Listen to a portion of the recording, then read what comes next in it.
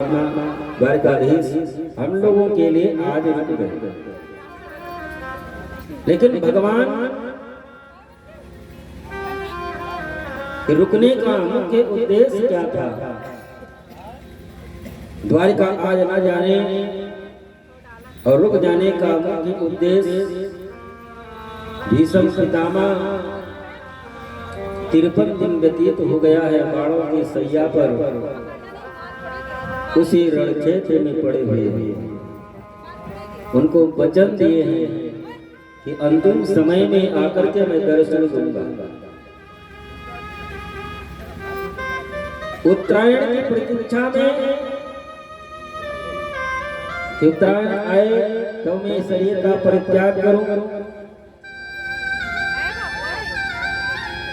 शायद भगवान विष्णु के लिए ही रुक गए। लेकिन आज जब महल में भगवान सोए हुए थे, रोने की आवाज आई, द्वारकाधीश उधर ही गए। ये रोने की आवाज धर्मराज युधिष्ठिर के कमरे से आ रही थी। धर्मराज युधिष्ठिर के कमरे में जाकर के द्वारकाधीश कहने लगे, दादा इतनी रात में ये रोना बैठ करके किस बात के लिए? धर्मराज युधिष्ठिर ने कहा कि कन्हैया, क्या यही हीरामणि से जेवरात, हीरामणि से जड़ित महल के लिए ही मैंने इतना बड़ा महाभारत का युद्ध कर डाला?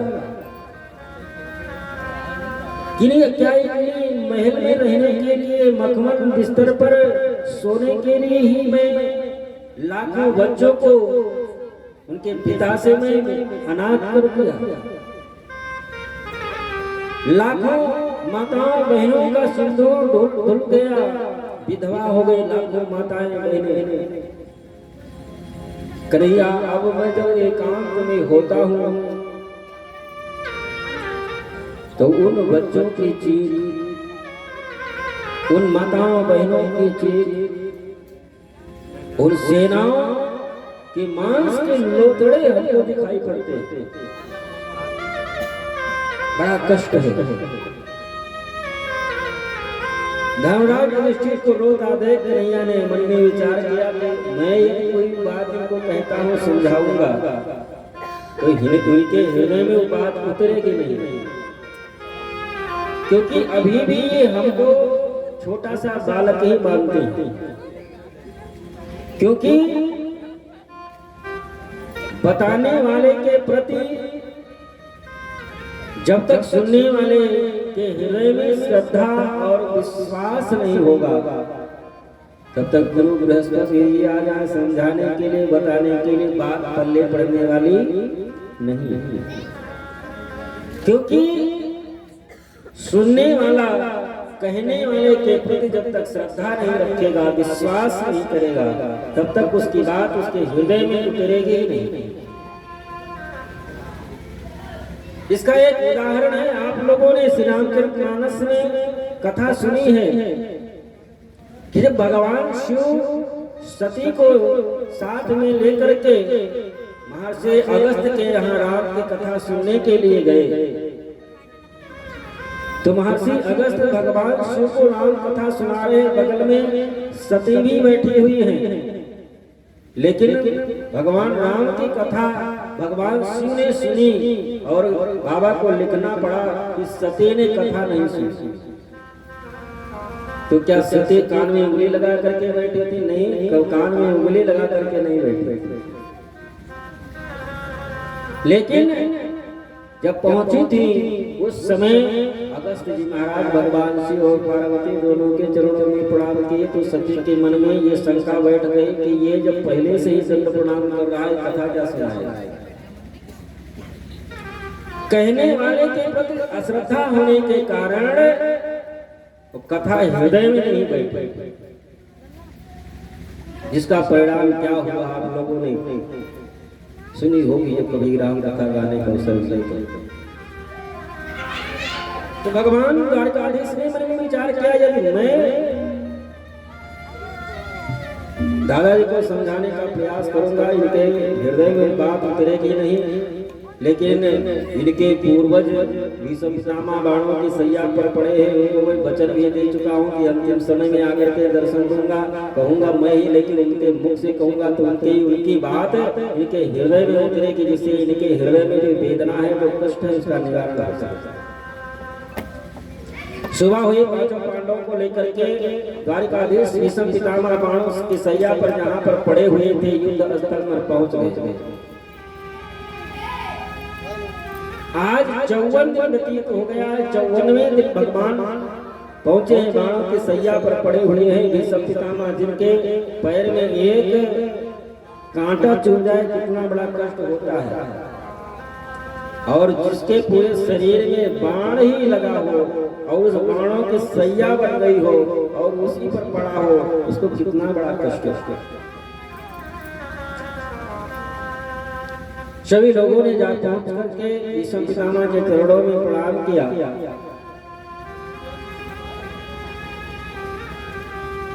भीष्म पितामह द्वारकाधीश भगवान को उस पुष्प को देख करके बहुत प्रसन्न हुए, और महाप्रयाण के समय सब बड़े बड़े देवर्षि महर्षि ऋषि सब आए भीष्म पितामह के महाप्रयाण को देखने के लिए। भीष्म पितामह अर्जुन की तरफ देख करके अर्जुन से कहते हैं कि टेढ़ी टांग वाला जो है, इसको आप जानते हैं, इसको तो आप यही मानते रहे कि यम मन से मातुलेयम, ये हमारे मामा का बेटा है, प्रियम मित्रम सुहृतम, इसको अपना प्रिय मित्र और सुहृत मानते रहे, और कभी सचिव बना करके, कभी दूत बना करके भेजे, और इसको अपना सारथी कभी बना लिए। अर्जुन तो कितना सौभाग्यशाली है, परमात्मा से जो कोई एक रिश्ता जोड़ लेता है उसका तो उद्धार हो ही जाता है, और तुमने तो परमात्मा से हजारों रिश्ता जोड़ लिए। परमात्मा से एक रिश्ता कोई जोड़ ले उसका उद्धार हो जाता है, और तुमने तो परमात्मा से हजारों रिश्ते जोड़े।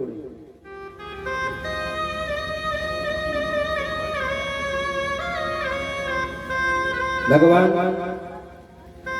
की तरफ भीष्म पितामह देख करके हाथ जोड़ करके, हाथ जोड़ नहीं सकते, पड़े हुए हैं बाणों की सैया पर, भगवान की तरफ देख करके मुस्कुरा करके भीष्म पितामह कन्हैया से कहते हैं कि प्रभु सदैव देव भगवान प्रतिष्ठिता, प्रभु जिस प्रकार से मैंने 54 दिन तक आपकी प्रतीक्षा की है बाणों की सैया पर, उसी प्रकार से आपको भी प्रतीक्षा करनी पड़ेगी। कब तक? कलेवरम यावदिदम हीनोम्यहम, जब तक मैं अपने शरीर को छोड़ न दूं। ऐसा सुन करके द्वारकाधीश भगवान का सर थोड़ा नीचे हो गया, मन में विचार करने लगे कि बाबा को तो इच्छा मृत्यु का वरदान मिला है, इनको इच्छा मृत्यु का वरदान मिला है। मन में आ गया कि दर्शन करना तो हजारों वर्ष ऐसे ही पड़े रह गए, हमको हजारों वर्ष तक खड़े रहना पड़ेगा। भगवान का चेहरा लटका हुआ देख करके भीष्म पितामह ने कहा कि प्रभु ये लटका हुआ चेहरा हमको नहीं देखना है आपका, तो प्रसन्न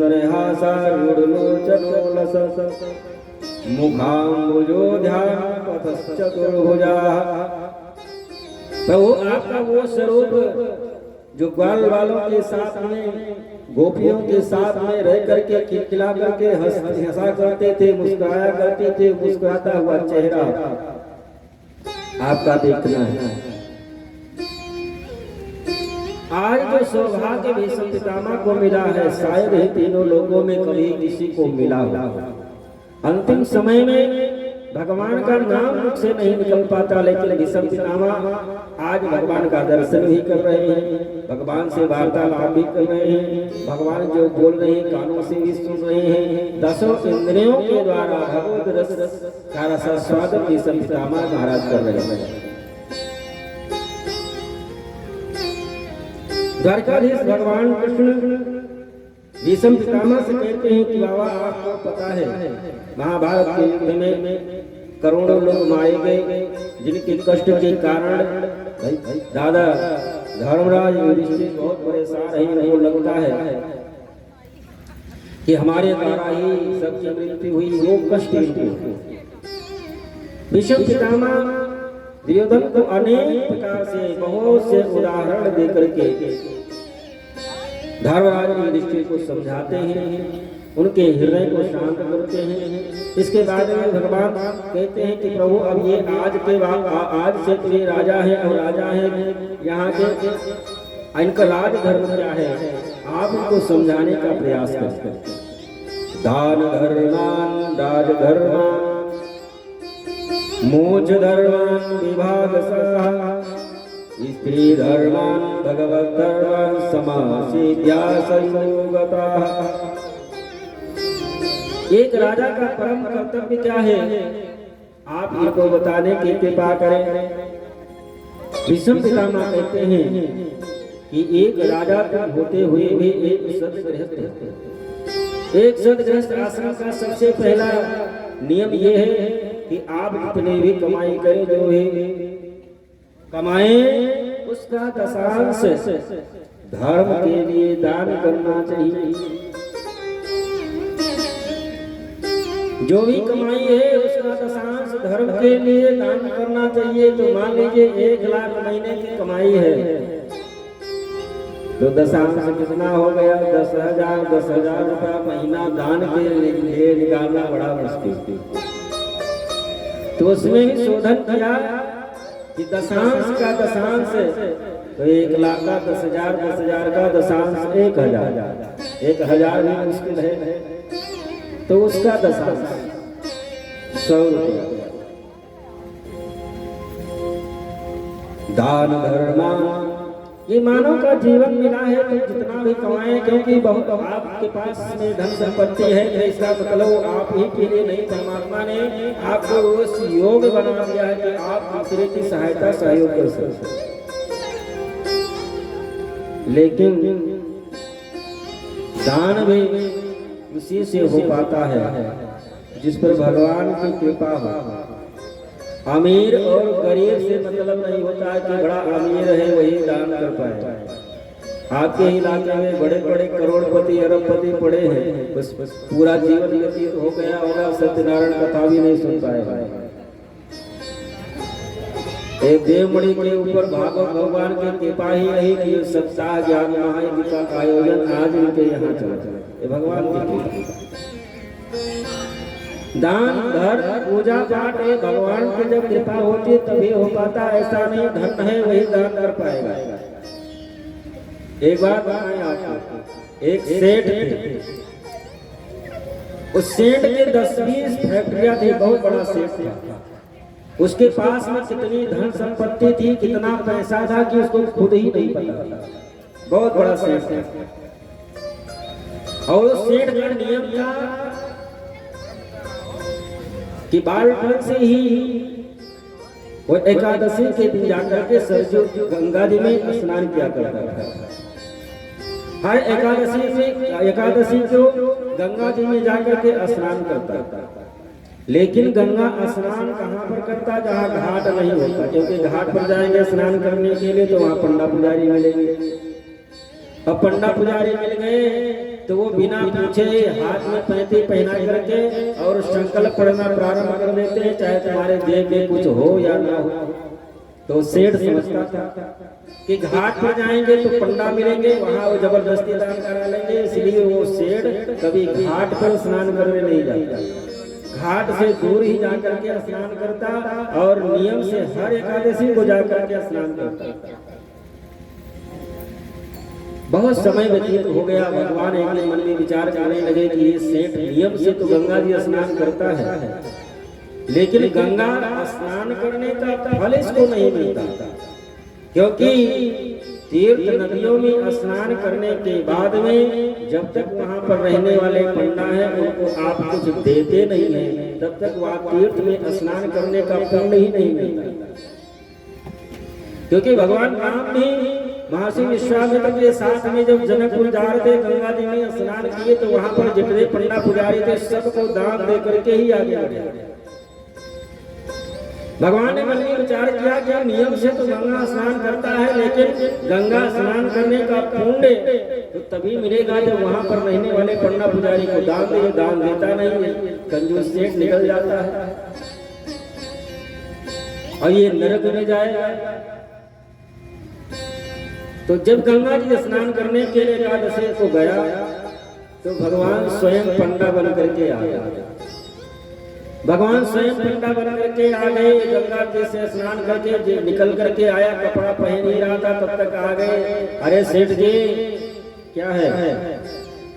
अरे कुछ दान वान कर दिया करो, गंगा जी स्नान करके ऐसे ही चले जाते हो, क्या दान कर दे? अरे कुछ गौ दान करना चाहिए ना, गंगा जी स्नान करने के बाद में कुछ लाए नहीं।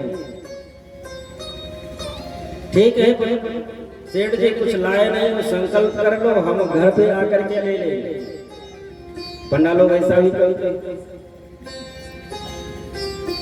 भगवान पंडा के रूप में आए। पंडा बाबा ने कहा कि आप संकल्प कर लीजिए, हम घर पर आकर के ले लेंगे। सेठ ने कहा कि यदि मान लीजिए अधिक कुछ संकल्प करते हैं तो जरूर आएगा। इतना कुछ करते हैं जिससे घर पर आए भी ना। सेठ ने कहा कि यदि आप संकल्प कराना ही चाहते तो 4 आने का संकल्प करा देना।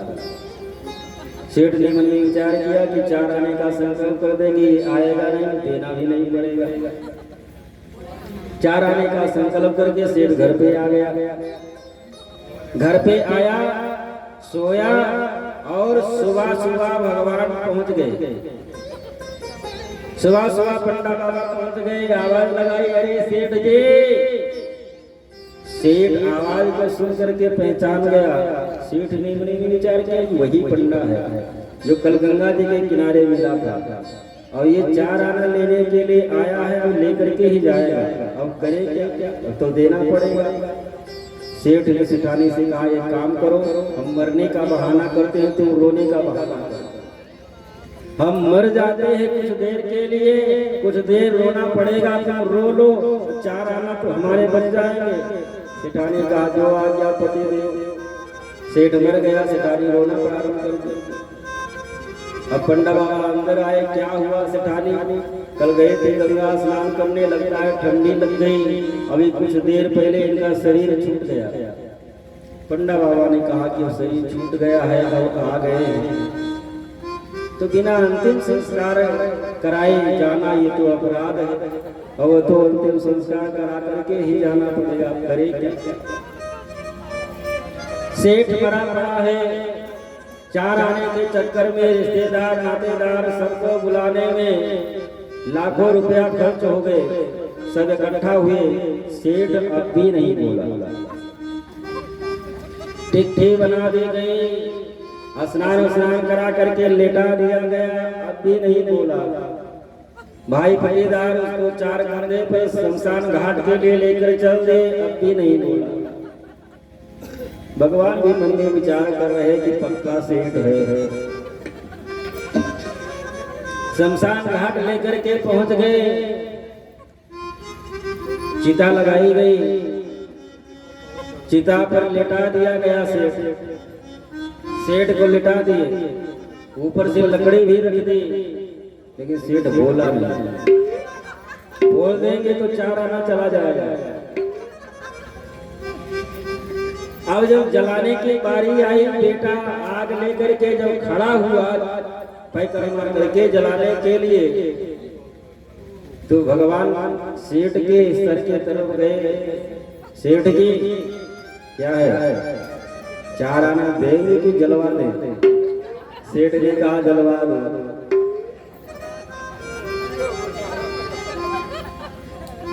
भगवान ने कहा कि 4 आना देंगे आपके, जलवा दें। सेठ ने कहा कि 4 आना हम नहीं दे पाएंगे, जलवा दो। भगवान ने कहा सेठ तुम जीते हम हारे, जो तुम मांगो हम देने के लिए तैयार हैं। सेठ ने कहा हमसे आपसे कुछ लेना देना हमको नहीं है, वही 4 आना जो आप संकल्प कराए थे वही छोड़ दो बस।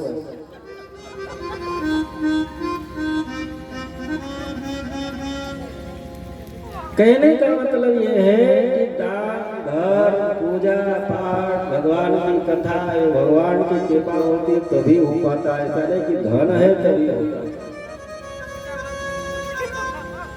बड़े बड़े धन्ना सेठ बैठे हुए हैं, सत्यनारायण कथा भी नहीं सुन पाता।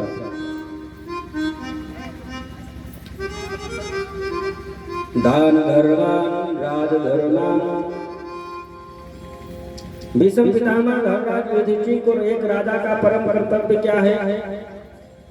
एक राजा के लिए जो सब प्रजा है उसके संतान से भी बढ़ करके है। जिस प्रकार से संतान का पालन पोषण उसके माता पिता करते हैं, उसी प्रकार से एक राजा को भी संपूर्ण प्रजा का पालन पोषण करना चाहिए। राजा का धर्म है।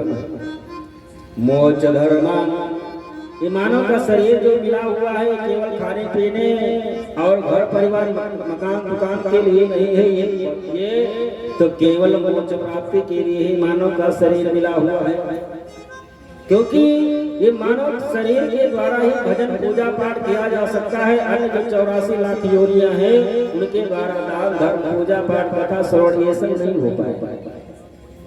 केवल ये सौभाग्य मानव को ही प्राप्त है। बड़े भागी मानुष तन पावा। भगवान ने बड़ी कृपा करके मानव का शरीर दिया है ये जीव आत्मा को मोक्ष प्राप्ति करने के लिए। दान धर्मान राज धर्मान मोक्ष धर्मान विभाग विभाग स्त्री धर्मान भगवत धर्मान समासिद्या संयोगता। सभी धर्मों का निरूपण भी पितामह धर्मराज युधिष्ठिर से करते हैं। और देखते देखते भीष्म पितामह के शरीर से प्राणों की ज्योति निकली और आकाश मंडल में भ्रमण करती हुई आए और भगवान के चरणों में समाहित हो गई, जिसको सायुज्य मुक्ति कहते हैं। सायुज्य मुक्ति माने वो भगवत स्वरूप ही हो जाता है। जो मुक्ति श्री भीष्म पितामह महाराज को भी शायद ही किसी को प्राप्त हुई हो। बोलो भीष्म पितामह महाराज की। भीष्म पितामह को भगवान सायुज्य मुक्ति प्राप्ति प्रदान किए और उसके बाद में अब आज द्वारिकाधीश भगवान कृष्ण द्वारिका करने के लिए प्रस्थान किया। सभी लोगों ने आंखों में आंसू भर करके भगवान की विदाई की। भगवान आज द्वारिका में पहुंचे। द्वारिकावासियों को बहुत दिनों से इंतजार कर रहे थे। द्वारिकाधीश भगवान कृष्ण का भगवान कृष्ण जब नगर में प्रवेश करते हैं सभी लोगों ने बड़े ही सुंदर ढंग से अपने द्वारिकाधीश भगवान कृष्ण का स्वागत करते हैं। भगवान जब महल में पहुंचते हैं अपने से जो बड़े हैं माता पिता हैं सबके चरणों में प्रणाम करते हैं। और प्रणाम करने से अगर प्रणाम जिसको आप करते हैं यदि वो मुख से बोल करके आशीर्वाद नहीं देता तो फिर भी आपको 4 चीजें अपने आप मिल जाती हैं। क्या क्या? अभिवादन शीलस्य नित्यं वृद्धोपसेविना चत्वारि तेषां वर्धन्ते आयु विद्या यशो बलम। 4 वस्तुएं आपको अपने आप मिल जाती हैं। लेकिन प्रणाम करने का तरीका क्या है? प्रणाम करने का तरीका यह है कि जब आप झुक करके और पैर के अंगूठे पर जब आपका 4 उंगली लगे तब प्रणाम माना जाता है। दूर से पालागी से प्रणाम नहीं होगा। दूर से प्रणाम करने से प्रणाम नहीं होगा। प्रणाम करने का तरीका आप झुक करके और दोनों पैर के जो अंगूठा है वो आपके हाथ को स्पर्श करना चाहिए, तब प्रणाम माना जाता है। और प्रणाम तो वही करता है जिसमें नम्रता होती है, जिसमें मानवता होती है, जिसमें जान होती है। इस धरातल पर परमात्मा का अवतरण इसलिए होता है धर्म की स्थापना करने के लिए कि जैसा मैं करूंगा वैसा ही आने वाले जीव करेंगे, आने वाले मानव करेंगे। और मानव और दैत्यों में कोई विशेष अंतर नहीं होता। भगवान नाम सुबह उठते हैं सबसे पहले करते क्या है? प्रातः काल उठके रघुनाथ, और माता पिता गुरु नाम ही माता। सबसे पहले भगवान नाम उठते हैं, अपने माता पिता के चरणों में प्रणाम करते, अपने गुरु के चरणों में प्रणाम करते, अपने बड़ों के चरणों में प्रणाम करते, उसके बाद में नित्य कर्म में लग जाते हैं। और जो सुबह उठ करके अपने माता पिता के चरणों में प्रणाम करता है, वो मान करके चलिए कि 33 कोटि देवताओं के चरणों में प्रणाम कर लिया, वो ब्रह्मा विष्णु भगवान शिव के चरणों में प्रणाम कर लिया, या वो भगवान शिव और राम कृष्ण सभी जितने भी देव हैं सबके चरणों में प्रणाम कर लिया। जब तक माता पिता जीवित हैं तब तक उसको माता पिता को ही अपना सब कुछ मान करके उसके चरणों में की सेवा जो बेटा करता है, उसको कहीं तीर्थ यात्रा व्रत पूजा पाठ करने की जरूरत नहीं है। लेकिन आजकल के बेटे इसमें शायद ही कोई होगा जो सुबह उठने के बाद में अपने से बड़ों को प्रणाम करता। उठ करके सबसे पहले अपने बड़ों को प्रणाम करना चाहिए। और शास्त्र में लिखा है मानव और दैत्य में कोई विशेष अंतर नहीं होता। ऐसा नहीं है कि जो मानव है उनका शरीर हम जैसा आप मानव है और दैत्यों की बड़ी बड़ी सींग पूंछ लगी होती रहती, सींग लगा हुआ, ऐसा नहीं है। मानव का शरीर और दैत्यों के शरीर में कोई अंतर नहीं होता, रूप रंग में कोई अंतर नहीं होता, केवल स्वभाव में अंतर होता है। हम किसको दैत्य माने और किसको मानव माने। माँ नहीं मात पिता नहीं देवा, जो अपने माता पिता की सेवा नहीं करता, अपने माता पिता की आज्ञा को नहीं मानता, अपने माता पिता की आज्ञा की अवहेलना करता, साधु से करवावई सेवा, जो साधु संतों की को नहीं मानता, साधु संतों का अपमान करता हो, और जिनकी या आचरण भवानी सोई जानिए निश्चर संप्राणी, वही सब शैतान है, वही सब दैत्य राक्षस। तो द्वारकाधीश भगवान कृष्ण द्वारका में पहुंच करके सबसे पहले अपने बड़ों को प्रणाम करते हैं। और इधर जिस उत्तरा के गर्भ की रक्षा भगवान द्वारकाधीश ने की थी, उस उत्तरा के गर्भ से बालक का जन्म हुआ। वैदिक विद्वान ब्राह्मण आए, पुरोहित आए, नामकरण संस्कार होता है। पार्थ साचार ऐच्छा देव मानवाः ब्राह्मण्याः सत्यसंधश्च रामो दशरथी यथा। उत्तरा के गर्भ की रक्षा द्वारकाधीश भगवान कृष्ण ने की थी। उस उत्तरा के गर्भ से जो बालक जन्म लिया, धर्मराज युधिष्ठिर पुरोहित ब्राह्मणों को सबको बुलाया, अनेक प्रकार से दान दिए। नामकरण करते समय पुरोहित ने कहा कि आपका जो बेटा है, जो आपके घर में जो जन्म लिया है, ये महाराज अर्जुन के समान धर्मवीर होगा, इच्छाकों के समान प्रजा का पालक होगा, और ये मानव ऐसा होगा, ये ब्राह्मणों की सेवा करने वाला, साधु संतों की सेवा करने वाला होगा, और भगवान राम के तरह ये अपने माता पिता की आज्ञा का पालन करने वाला होगा। बहुत बड़ा धर्मात्मा होगा आपका बेटा। लेकिन एक कमी है, वो क्या? अन्यानि भूतानि गच्छन्ति पाप मंदिरम। ऐसा सुंदर के धर्मराज युधिष्ठिर का चेहरा लटक गया। ब्राह्मणों ने पूछा कि महाराज आप उदास क्यों हो गए? धर्मराज युधिष्ठिर ने कहा कि शास्त्र में ऐसा हमने सुना है कि जिसकी मृत्यु सर्प के काटने से होती है, उसको यमलोक जाना पड़ता है, उसको नरक में जाना पड़ता है। और ये जब इतना बड़ा धर्मात्मा हमारे पूरे खानदान का, और आप कह रहे हैं कि ऋषि ब्राह्मण का अपमान करने के कारण श्राप मिलेगा, जिससे इसको सर्प डसेगा, और महाराज हमारे कुल खानदान में आज तक कोई ब्राह्मणों का अपमान, साधु संतों का अपमान करे, ये कहाँ तक न्याय संगत है? ब्राह्मणों ने कहा कि भले ही इसकी मृत्यु सर्पदंश से होगी, लेकिन स्वयं जिस परात्पर पार्वती परमेश्वर परमात्मा भगवान कृष्ण ने आकर के गर्भ में जिसने रक्षा की थी, वही परमात्मा आकर के इसकी रक्षा करेंगे ये भगवत गति को प्राप्त करेगा। और इसके मृत्यु गंगा जी के किनारे होगी।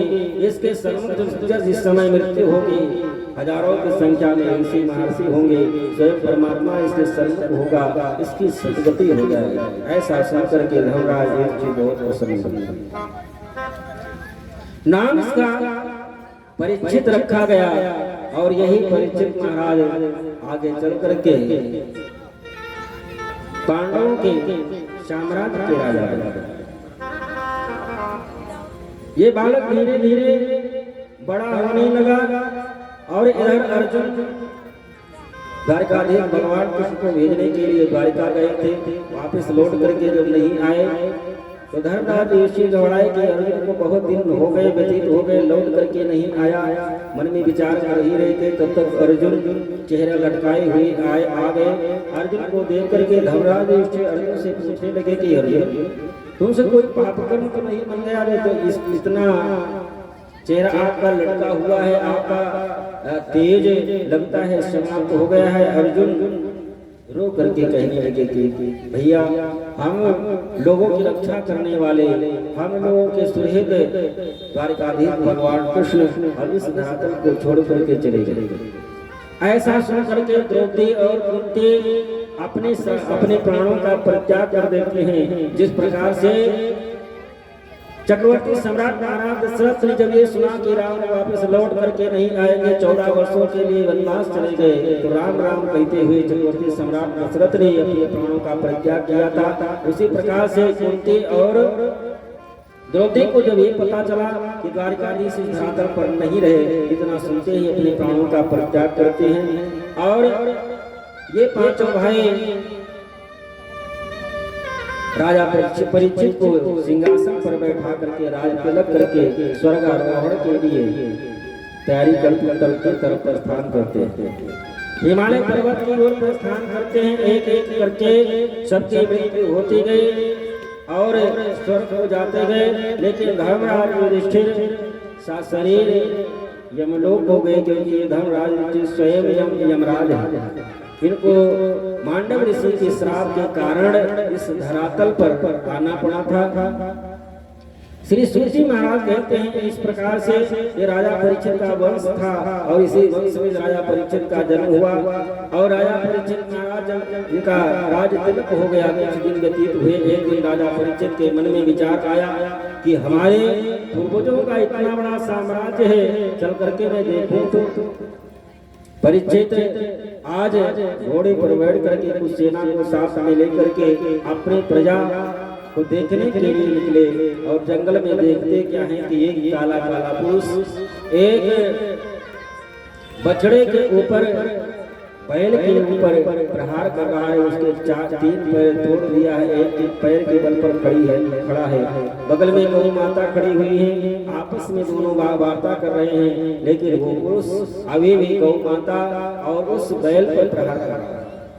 राजा परीक्षित पास में पहुंचे और अपने धनुष पर बाण चढ़ा लिए कि तुमको मैं जीवित नहीं छोड़ूंगा। भले ही गोपाल इस धरातल को छोड़ करके चले गए हैं, लेकिन गोपाल का भक्त भी जीवित है। तुम्हारी कैसे हिम्मत हुई कि हमारे साम्राज्य में गौ माता और बैल के ऊपर तुम अत्याचार करते? धनुष पर बाण देख करके वो आकर के और महाराज परीक्षित चरणों में गिर करके प्रार्थना करने लगा कि प्रभु मैं कलयुग हूँ, अब आने वाला समय जो युग होगा कलयुग होगा, लेकिन अभी भी आपका साम्राज्य है, मैं आपके शरण में आया हूँ। और एक राजा का कर्तव्य होता है कि शरणागत आए हुए की रक्षा करना। महाराज मैं आपकी शरण में,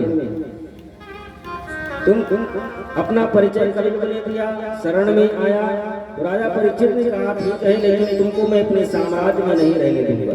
कलयुग ने कहा कि महाराज अब मैं आपके शरण में आया हूँ, तो आपको रक्षा करने के साथ साथ मैं जाऊँ कहाँ? क्योंकि सूर्य उदय से लेकर के सूर्य अस्त तक आप ही का साम्राज्य है, मैं कहाँ जाऊँ? आप रहने के लिए स्थान तो आपको देना ही चाहिए।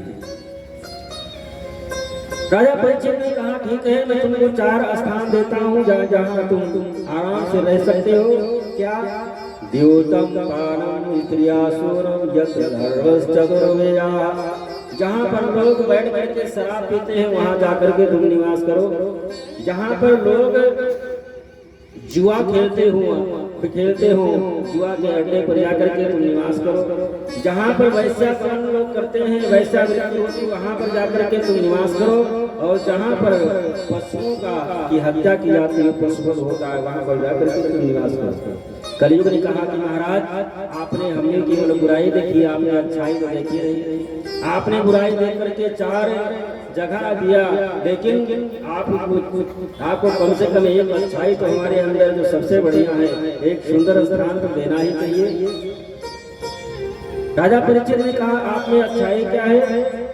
कलयुग ने कहा यत् फलम नाशितं सा न योगेन समाधिना तत्फलम लभते सम्यक् कलवते सो कीर्तनात्।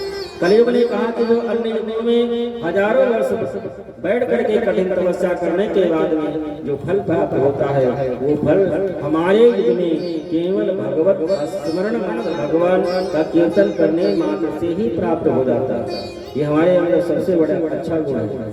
राजा परीक्षित प्रसन्न होकर के स्वर्ण में भी कलयुग को रहने का स्थान दे दिया। यहाँ पर लोग प्रश्न करते हैं कि भगवान स्वयं कहते हैं कि धातु नाम अस्मि कांचनम, जो धातुओं में सोना है वो हमारा ही स्वरूप है। तो भगवान और कलयुग दोनों सोने में एक साथ कैसे रह सकते हैं? क्योंकि भगवान स्वयं कहते हैं कि सोने का सोना जो है वो हमारा ही स्वरूप है, मैं सोने के रूप में हूँ। तो सोने में कलयुग और भगवान दोनों कैसे रह सकते हैं? समाधान ये है कि जो अपने मेहनत का कमाई का लाया हुआ सोना रहता है उसमें तो भगवान निवास करते, लेकिन जो चोरी बेईमानी का सोना रहता है उसमें तो कलयुग ही निवास करता है। सोने में रहने का निवास राजा परीक्षित ने कलयुग को दिया। और उस दिन राजा परीक्षित जो जरासंध को मार करके और अर्जुन मुकुट ले आए थे, जबकि राज मुकुट लगाने का उसी को अधिकार है जो उस गद्दी पर बैठे, लेकिन जरासंध का मुकुट बड़ा सुंदर था, अर्जुन लेकर के चले आए थे। वही शोरूम में रखा हुआ था, सुंदर देख करके राजा परीक्षित को क्या पता वही मुकुट सोने का लगा करके चले आए थे। कलयुग आज गांव पा गया और राजा परीक्षित के मुकुट में आकर के विराजमान हो गया। जो राजा हमेशा साधु संत ब्राह्मणों के चरणों में गिर करके साष्टांग प्रणाम किया करता था, वो राजा आज कलयुग के प्रभाव से जब रथ अपने रथ पर बैठ करके जब आगे बढ़ा, शमीक ऋषि के आश्रम पर पहुंचा। उसको भी भूख और प्यास दोनों सताने लगे। शमीक महात्मा बैठ करके भगवान के ध्यान में बैठे हुए थे। राजा कलयुग के प्रभाव के कारण वो समझा कि ये पाखंड किए बैठे हैं। आइए आवाज लगाई, जो साधु संतों का हमेशा सेवा किया करता था, आज वो राजा कलयुग के प्रभाव से संत से सेवा की कामना कर रहा है कि आप हमको जलपान कराएं, आप हमको भोजन कराएं। लेकिन शमीक महात्मा समाधि थी, उनको क्या पता कौन आया कौन गया। शमीक महात्मा जब उठे नहीं तो वहीं पर एक मरा हुआ सर्प पड़ा था, गले में लिपटा करके, और राजा परीक्षित अपने महल में चले आए। राजा परीक्षित अपने महल में पहुंचे और जब सोने का मुकुट अपने सर से उतार करके जो ही रखे, उनको ज्ञान आया कि आज हमारे द्वारा बहुत बड़ा अपराध हो गया, आज मैंने एक संत का अपराध इन हाथों से कर दिया, अब तो मैं जीने का अधिकार ही हमारा नहीं है। तो साधु संतों की सेवा करने हमारे पूर्वज करते चले आए, आज हमारे द्वारा ऐसा अपराध हो गया। हमको तो जो संसार का सबसे बड़ा दंड है वो मिलना चाहिए। और इधर शमीक ऋषि के पुत्र सिंगी को जब ये पता चला कि हमारे पिता के गले में राजा परीक्षित गले में मरा हुआ सर्प डाल करके चले गए, तो वहीं गंगा जी के जल को उठाया हाथ में और श्राप दे दिया कि राजा, जिस प्रकार से तुमने हमारे पिता का अपमान सर्प गले में लपेट करके दिया है, मैं तुमको श्राप देता हूँ कि आज के 7वें दिन तुमको तक्षक सर्प डसेगा और तुम्हारी मृत्यु हो जाएगी। रोता हुआ श्रृंगी जब अपने पिता समीक के पास में आया, समीक महाराज की समाधि टूटी। क्या है बेटा, इतना क्यों रो रहे हो? श्रृंगी ने कहा कि पिता आप का अपमान करके राजा परीक्षित चले गए, आपको पता ही नहीं। अरे रहने कोई बात नहीं, राजा है, आप सम्मान करते हैं तो अपमान एक दिन कर दिया तो कौन बड़ी बात हो गई। श्रृंगी ने कहा कि पिताजी हमने तुमको श्राप दे दिया। कैसा श्राप दे दिया? आज के 7वें दिन उनको तक्षक सर्व डसेगा, उनकी मृत्यु हो जाएगी। महर्षि शमीक ने कहा कि बेटा आपने बहुत गलत काम किया, क्योंकि आज के बाद में अब कलयुग का प्रभाव धरातल पर आ जाएगा। आज के बाद में राजा परीक्षित के समान राजा इस धरातल को अब नहीं मिलेगा, क्योंकि अब राजा परीक्षित के बाद में जितने भी राजा महाराजा इस धरातल पर आएंगे, जो साम्राज्य चलाएंगे, वो केवल प्रजा के खून को चूसेंगे, केवल प्रजा के का शोषण करने वाले होंगे। अब प्रजा का पालन करने वाला राजा इस धरातल को नहीं मिलेगा। लेकिन परीक्षित का उद्धार कैसे हो, ये तो उनको सूचना पहुंचा ही देनी चाहिए कि तुमको श्राप मिलेगा, अपना अंतिम समय के लिए कोई उपाय करेगा। समीक ने दो ब्राह्मणों को भेजे राजा परीक्षित को सूचना देने के लिए। राजा परीक्षित को सूचना मिले कि आज के 7वें दिन तक्षक सर्प डसने से तुम्हारी मृत्यु हो जाएगी।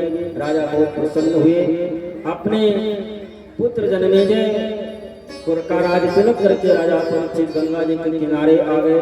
और जिन ऋषि महर्षियों को पता चला, वशिष्ठ, अत्रि, दुर्वासा, अंगिरा, जितने भी ऋषि महर्षि थे, जिनको भी पता चलता सब आ गए। चारों तरफ ऋषि महर्षि सब बैठे हुए हैं, सब आपस में विचार विमर्श यही कर रहे हैं कि जल्दी मरने वाले को क्या करना चाहिए, जल्दी मरने वाले को क्या करना चाहिए। क्योंकि राजा परीक्षित के पास में ज्यादा समय नहीं है, तो कोई बड़ा अनुष्ठान पूजा पाठ हो नहीं सकता। आपस में विचार विमर्श ही कर रहे थे। तब तक जो भगवान गर्भ में आकर के रक्षा की थी, वही भगवान सुखदेव के रूप में अवतरित हुए हैं। श्री सुखदेव जी महाराज भगवान का आगमन होता है। सुखदेव जी महाराज को देख सभा में आया देख सभी लोग उठ करके खड़े होकर के उनका सम्मान करते हैं, प्रणाम करते हैं, सिंहासन पर बैठाए। राजा परीक्षित श्री सुखदेव जी महाराज का पूजन करते हैं, पूजन विधोद का पूजन करते हैं। और अब श्री सुखदेव जी महाराज आ गए हैं। अब राजा परीक्षित सुखदेव जी महाराज से प्रश्न करेंगे। प्रश्न का उत्तर कल से श्री सुखदेव जी महाराज परीक्षित महाराज को कथा श्रवण कराएंगे। आइए छोटी सी भजन आप प्रसाद लेकर के जय भगवान के बिहारी लाल की।